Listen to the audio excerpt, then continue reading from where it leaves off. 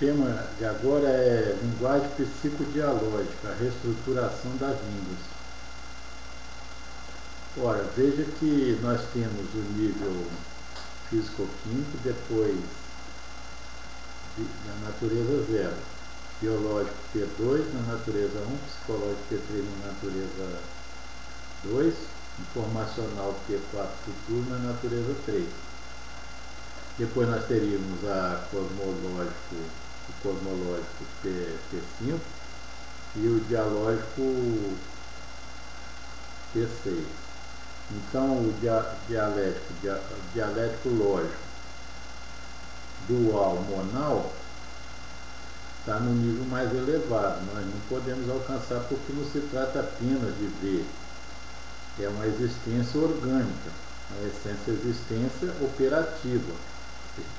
É relativo, digamos assim, aos deuses mais altos, as pessoas, as entidades que podem controlar galáxias e aglomerados, tipos de aglomerados. Não é a nossa praia.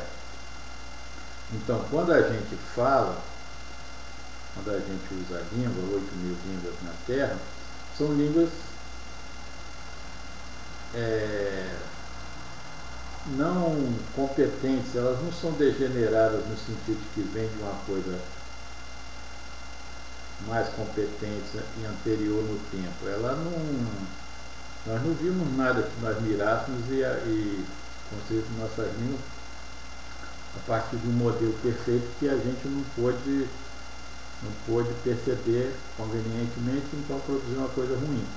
Mas essa vem de que uma possibilidade foi alcançada pelo chamado escatológico do começo para o fim, nossa razão apontando para a bandeira de Elohim. Nós vemos a dialógica P6 no nível psicológico P3.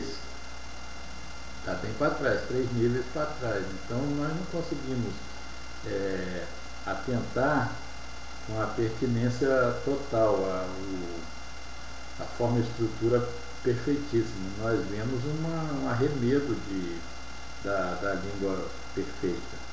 Então, por exemplo, aquela língua que na mitologia diz que Deus falou o universo, certamente existe mesmo. Ela está no nível da bandeira de Elohim, está além da dialógica P6, que as entidades podem alcançar racionalmente de dentro da natureza. Ela vai um nível além. Então, quando eu falo em linguagem psicodialógica, quero dizer uma reestruturação, forma estrutural da língua, uma nova formulação, uma nova estrutura, de tal maneira que a gente alcance a lógica e a dialética que a língua deveria comportar plenamente.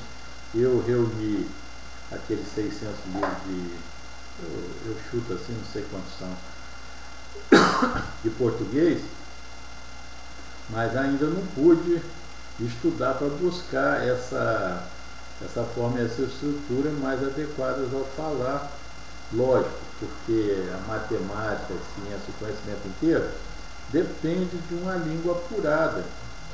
E, inclusive, eu sugeri que fosse uma língua ideográfica, chinesa ou japonesa, com aqueles ideogramas deles, ou o ideograma egípcio, de tal maneira que a gente pudesse escrever da direita para a esquerda, da esquerda para a direita, de cima para baixo, de baixo para cima, em diagonal, em qualquer posição, apenas colocando o ponto final para indicar de onde nós não devemos começar, nós devemos começar no começo. Ou então colocando o ponto final como ponto inicial, como daqui, inicie daqui. Então nós temos que reestruturar a língua. Eu venho pensando nisso desde que era jovem, com 20 anos ou por ali.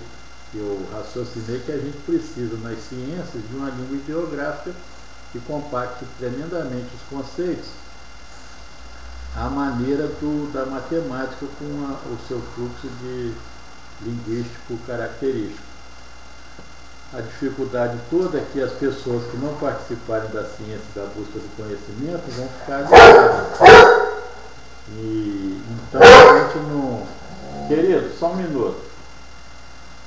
Aí a gente precisa ter cuidado quanto a isso. Quanto ao resto, a gente precisa reestruturar realmente, estudar os acadêmicos da língua, os escritores da língua precisam avançar rumo à psicologia e aos avanços dialéticos e lógicos lá de cima, no nível dialógico P6.